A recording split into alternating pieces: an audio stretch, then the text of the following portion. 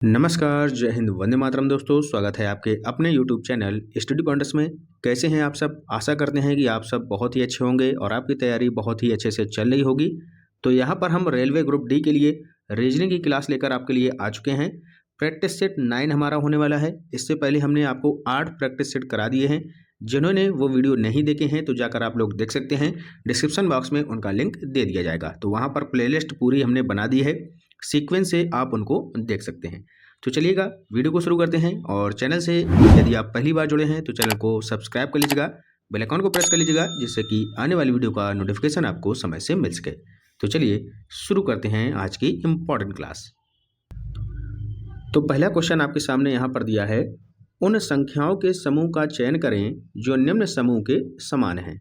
तो एक समूह यहाँ पर दिया गया है आपको 25, 20, 15। ठीक है, इस समूह के समान यहाँ पर निकालना है कि इन 4 ऑप्शंस में से कौन राइट होगा। ठीक है, तो यहाँ पर देखिएगा क्या लॉजिक लग रहा है।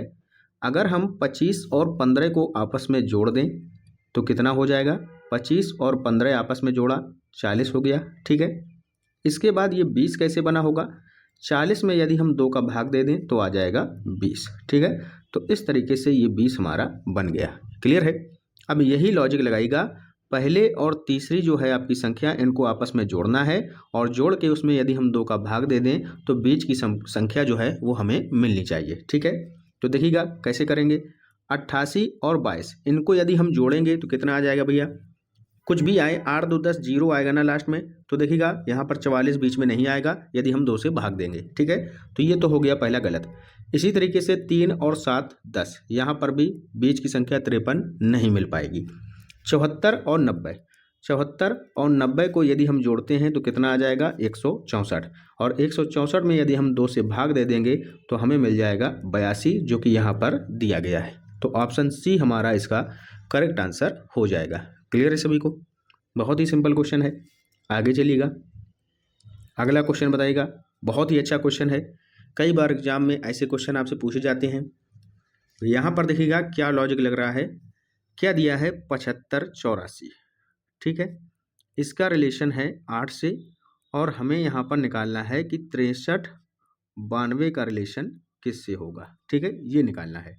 तो देखिएगा 7 और 5 इन दोनों के बीच में जो गैप है वो कितने का है? 2 का। ठीक है, 2 का गैप है। 8 और 4 इन दोनों के बीच में 4 का गैप है ना? 8 और 4 सिंगल डिजिट हमें देखना है। 7 5 के बीच में कितने का गैप? 2 का गैप। 8 और 4 के बीच कितने का गैप? 2 का गैप है। अब इन दोनों को आपस में कर दीजिएगा गुणा। 2 और 4 का गुणा करेंगे कितना आ जाएगा? 8 आ जाएगा। ठीक है, इसी तरीके से यही लॉजिक यहाँ लगाइएगा। 6 और 3 इन दोनों के बीच में जो गैप आ रहा है वो कितने का आ रहा है? 3 का। 9 और 2 इन दोनों के बीच में जो गैप आ रहा है वो आ रहा है 7 का। अब 3 और 7 का आपस में गुणा कर दीजिएगा, कितना आ जाएगा? 21 आ जाएगा। तो यही हमारा राइट आंसर हो जाएगा। ऑप्शन नंबर डी में दिया है 21। क्लियर है सभी को? बहुत ही अच्छा लॉजिक है, ध्यान से समझिएगा।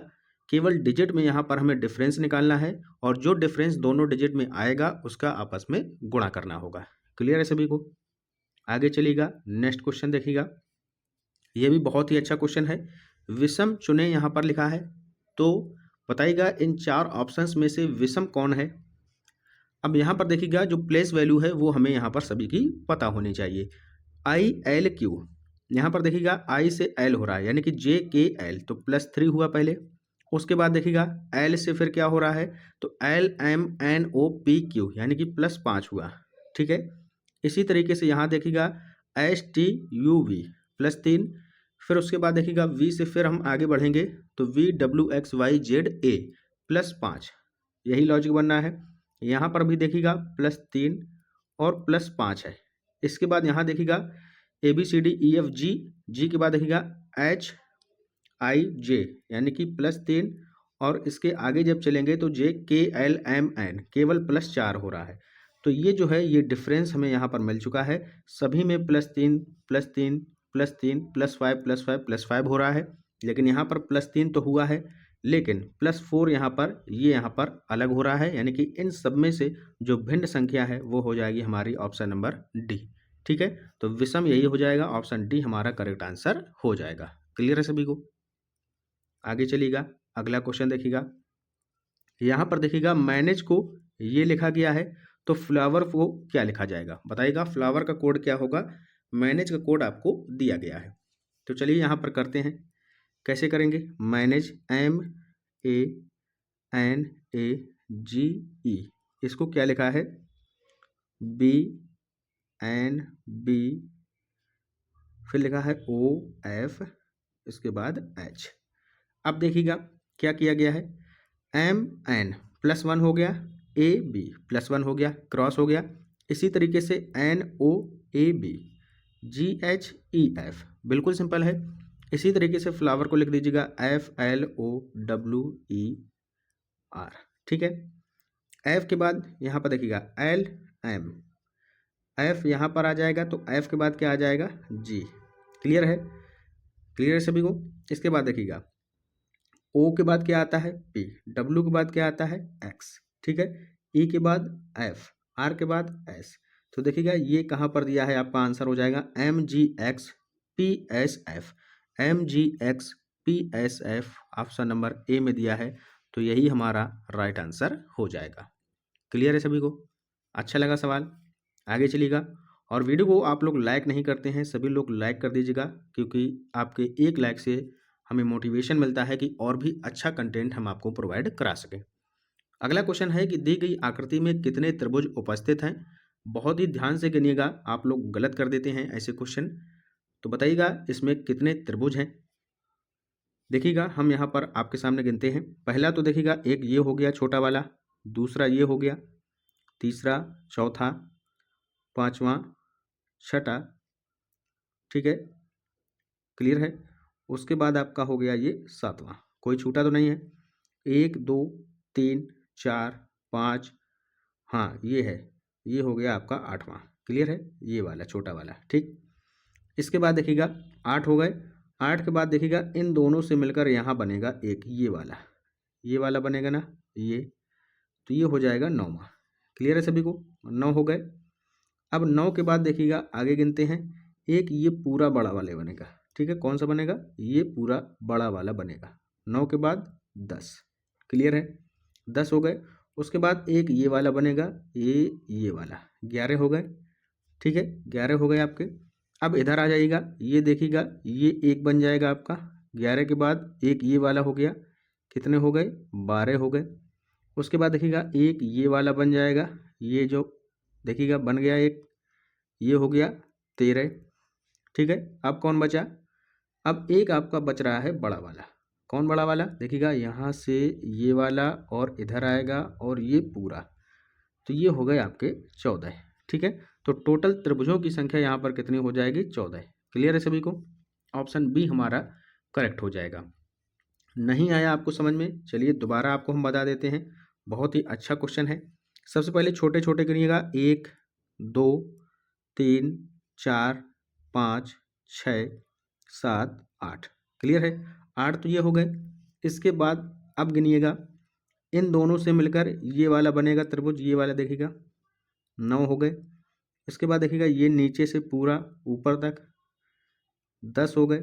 उसके बाद एक ये पूरा बड़ा 11 हो गए, ठीक है। अब बाहर आइएगा, एक ये आपका देखिएगा ये 12, ठीक है। उसके बाद एक ये पूरा इधर से ये और ये 13, ठीक है। 13 के बाद एक ये पूरा बाहर वाला, ये बड़ा वाला 14, क्लियर है। तो इस तरीके से 14 यहाँ पर आपके त्रिभुज बनेंगे। ओके, आगे चलिएगा। अगला क्वेश्चन बहुत ही अच्छा क्वेश्चन है। विषम यहाँ पर भी आपको ज्ञात करना है, ठीक है।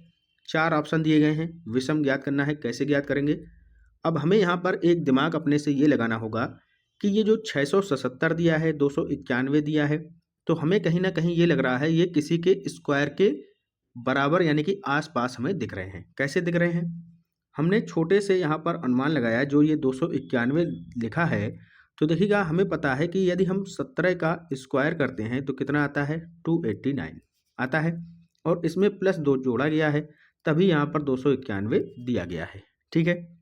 अब कई बच्चों को यहाँ पर स्क्वायर नहीं आता होगा, तो आप लोग स्क्वायर की ट्रिक जरूर याद कर लीजिएगा। हमने आपको एक बार बताई भी थी, आज हम आपको स्क्वायर की ट्रिक भी आपको हम बता दे रहे हैं। जैसे मान लीजिएगा कि 677 ये होता है 26 का स्क्वायर, यानी कि 676 होता है। तो देखिएगा, अगर हम 26 का स्क्वायर करते हैं तो आता है 676, इसमें +1 किया गया है तभी यहाँ पर 677 लिखा गया है। ठीक है, अब कई बच्चों को ये नहीं पता कि सर 26 का स्क्वायर 676 आपने इतनी जल्दी कैसे निकाल लिया। तो देखिएगा, इसकी ट्रिक हम आपको इसी वीडियो में बता दे रहे हैं। 26 लिखा है, इसका स्क्वायर हमें निकालना है। ठीक है, कोई भी 2 डिजिट का स्क्वायर निकालने की ये ट्रिक है, आप लोग इसको फॉलो करिएगा। देखिएगा, सबसे पहले 2 का स्क्वायर कितना होता है 4, तो 4 को लिखना है 0 4। ठीक है, 6 का स्क्वायर 36, तो 36 लिख दिया। क्लियर है। अब क्या करना है, 2 का गुणा 6 में करिएगा, 2 छंग 12, और 12 का गुणा स्क्वायर में करिएगा 2 से, तो 12 दूनी 24। कितना आ गया 24 आ गया। और 24 को कहाँ जोड़ना है, एक पीछे की संख्या छोड़ के 24 को यहाँ जोड़ दीजिएगा। देखिएगा 6 4 3 7 4 2 6 निकल कर आ गया 26 का स्क्वायर 676। क्लियर है सभी को। नहीं आया, अगला देखिएगा। अगला हम यहाँ पर निकालना सिखाएंगे आपको 33 का स्क्वायर। कैसे निकालेंगे, 3 का स्क्वायर 9 होता है, 0 9 लिखना है हमेशा। फिर 3 का स्क्वायर 0 9 होता है, 0 9 लिख दीजिएगा। अब 3 त्रिका 9, 9 दूनी 18, 18 को एक पीछे की संख्या छोड़ के यहाँ पर जोड़ दीजिएगा, 9 8 9 1 10, 1089। क्लियर है सभी को, आ गया निकालना। अब देखिएगा क्वेश्चन क्या कह रहा है, 677 क्या है ये, 26 का स्क्वायर +1। ठीक है, 289 291 क्या है, ये है आपका 17 का स्क्वायर 289 +2। क्लियर है। अभी हमने निकाला था 33 का स्क्वायर जो कि था 1089 +2, कितना लिखा है 1091। क्लियर है।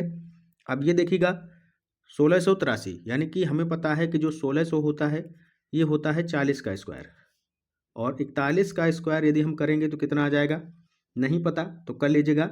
4 का स्क्वायर कितना होता है 16, अभी हमने बताया। 1 का स्क्वायर 0 1 लिखेंगे, 4 एकम 4 4 दूनी 8, 8 यहाँ पर 1 छोड़ के यहाँ पर जुड़ जाएगा, कितना आ जाएगा 1681। ठीक है, लेकिन यहाँ क्या दिया है 1683, यानी कि 41 का स्क्वायर +2 दिया गया है। तो देखिएगा, अब यहाँ पर विषम हमने पहचान लिया है, सभी में स्क्वायर +2 स्क्वायर +2 स्क्वायर +2 हो रहा है, लेकिन यहाँ पर स्क्वायर +1 हो रहा है, तो विषम हो जाएगी कौन सी संख्या 677। ठीक है, ऑप्शन नंबर ए हमारा करेक्ट आंसर हो जाएगा। समझ में आ गया सभी को, स्क्वायर निकालना भी आप लोगों ने सीख लिया है। ठीक है, तो सभी लोग एक जो हम यहाँ पर संख्या लिख रहे हैं 42 नहीं 45 का स्क्वायर निकाल कर दिखाएगा।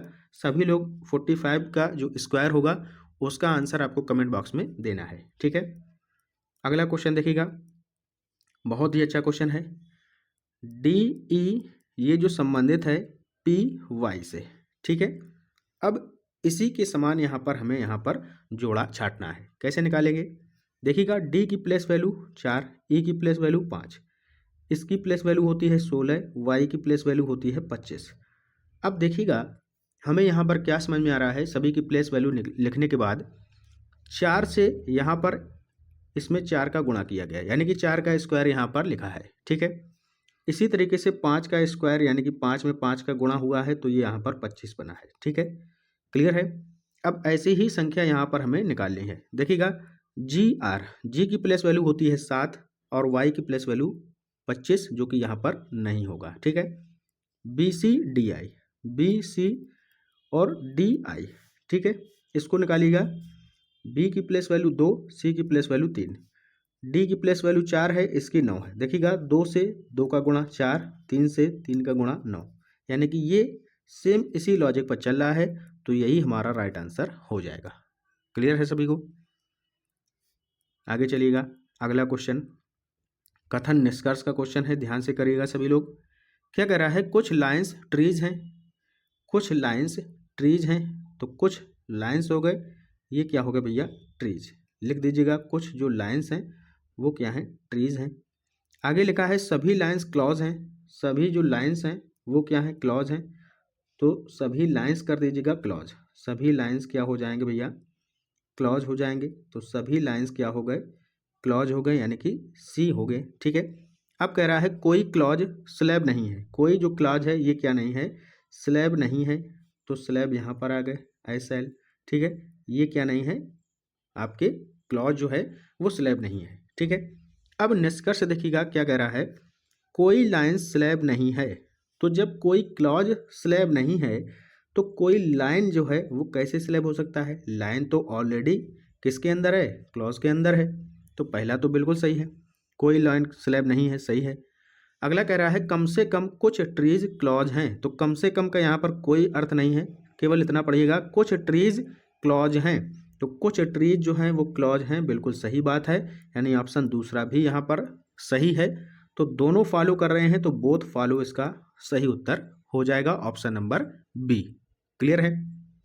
आगे चलिएगा, अगला क्वेश्चन देखिएगा। अब ये एक समुच्चय दिया है, इसी समुच्चय के समान यहाँ पर इनमें से हमें निकालना है। कैसे निकालना है? बिल्कुल सिंपल क्वेश्चन है, ध्यान से देखिएगा। क्या लिखा है यहाँ पर, 7 8 3, 783 को यहाँ पर लिखा गया है 387। क्या किया गया है, 8 को सेम ऐसे ही लिखा है, 7 इधर आ गया, 3 इधर आ गया, क्रॉस हो गया। अब जो आगे देखिएगा 1 2 3, 3 सेम रहेगा नहीं, 2 यहाँ पर सेम रहना चाहिए। देखिएगा यहाँ पर 2 भी चेंज है तो ये तो बिल्कुल नहीं होगा। इसमें देखिएगा 567, इसको क्या लिखा है 765। देखिएगा 7 क्रॉस इधर इधर हो गया, 6 को सेम लिखा गया है, ठीक है। तो यानी ये जो फॉलो कर रहा है, ये कॉन्सेप्ट ऊपर वाला जो है वही कॉन्सेप्ट यहाँ पर भी है। अब आगे देख लीजिएगा, 387 को 837 लिखा है, 387 को 837 लिखा है, यानी कि 7 यहाँ पर देखिएगा लास्ट वाला जो डिजिट है वो सेम है, इनको यहाँ पर क्रॉस किया गया है। अब यहाँ पर देखिएगा 765 से क्या किया गया है, 675, 675 लास्ट का डिजिट सेम रखा गया है, इसको क्रॉस किया गया है, यानी कि जो कॉन्सेप्ट यहाँ लगा वही यहाँ लगा। तो इसका मतलब है यही हमारा सही उत्तर हो जाएगा, ठीक है। समझ में आ गया? जो लॉजिक ऊपर लग रहा है वही लॉजिक यहाँ पर भी लग रहा है। क्लियर?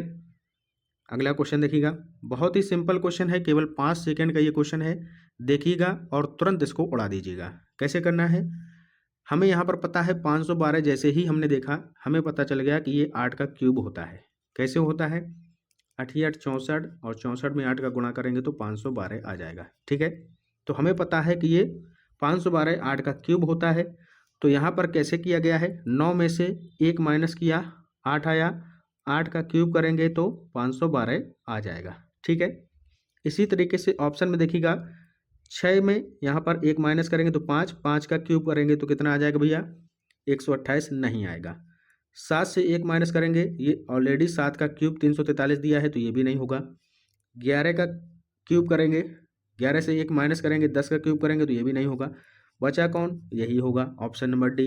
देख लीजिएगा, 4 से 1 माइनस 3, 3 का क्यूब 27। क्लियर? ऑप्शन डी हमारा करेक्ट आंसर हो गया, ठीक है। बहुत ही सिंपल क्वेश्चन है।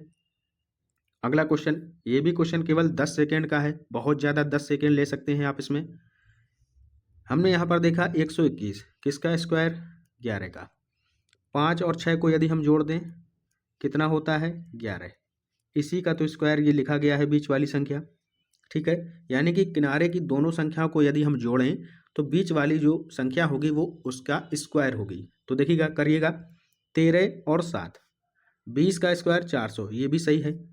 8 और 4 12, 12 का स्क्वायर 144, ये भी सही है। तो यहाँ पर पूछा क्या है, निम्नलिखित समूह के समान नहीं है। हाँ, तो ध्यान से देखिएगा, क्वेश्चन हमने नहीं पढ़ा था तो आप लोग गलती मत कर दीजिएगा। समूह के समान जो नहीं है वो यहाँ पर बताना है। 3 समान होंगे, 1 समान नहीं होगा। तो देखिएगा, 13 और 7, 20 का स्क्वायर 400, ये तो समान है। 8 4 12, 12 का स्क्वायर 144, ये भी समान है। 9 और 7, 16, 16 का स्क्वायर 215, किसी का स्क्वायर नहीं होता है, तो यही असमान हो जाएगी। ऑप्शन सी हमारा राइट आंसर हो जाएगा। नीचे चेक करने की ज़रूरत नहीं है। 9 5 14, 14 का स्क्वायर 196, ये भी होता है। तो कौन नहीं है ये हमसे पूछा गया है, ऑप्शन सी इसका करेक्ट आंसर हो जाएगा, ठीक है। आगे चलिएगा, अगला क्वेश्चन देखिएगा। अगला क्वेश्चन करिएगा सभी लोग। क्या लिखा है, FRTI, FRTI, इसको क्या लिखा है, EQPE। देखिएगा क्या कर रहा है यहाँ पर, F से E, क्या हुआ भैया -1, R से P क्या हुआ -2, T से Q -3, I से E -4। आ रहा है ना समझ में? अगर नहीं आता है आपको तो इन सभी की प्लेस वैल्यू आप लिख लीजिएगा तुरंत। यहाँ पर देखिएगा 5 लिख लिया, ठीक है। इसी तरीके से इनकी भी आप लिख सकते हैं, जैसे NOP तो देखिएगा 15, 17, 5, इस तरीके से ऐसे लिखेंगे तो आपको आसानी हो जाएगी क्वेश्चन करने में, ठीक है। आता है तो बहुत अच्छी बात है, लेकिन आप लोग अगर ऐसे लिखेंगे तो थोड़ा टाइम आपको ज़्यादा लगेगा। तो इसलिए हम आपको यही कहेंगे कि आप लोग इनकी जो प्लेस वैल्यू है वो मुँह ज़बानी अपने दिमाग में रखिएगा, तभी आप जो है क्वेश्चन जल्दी कर पाएंगे, ठीक है। इसी तरीके से क्रो का हमें यहाँ पर निकालना है CROW, ठीक है। C की प्लेस वैल्यू 3 होती है, इसकी होती है 18, ठीक है। O की होती है 15, इसकी होती है 23, क्लियर है, 23 हो गई।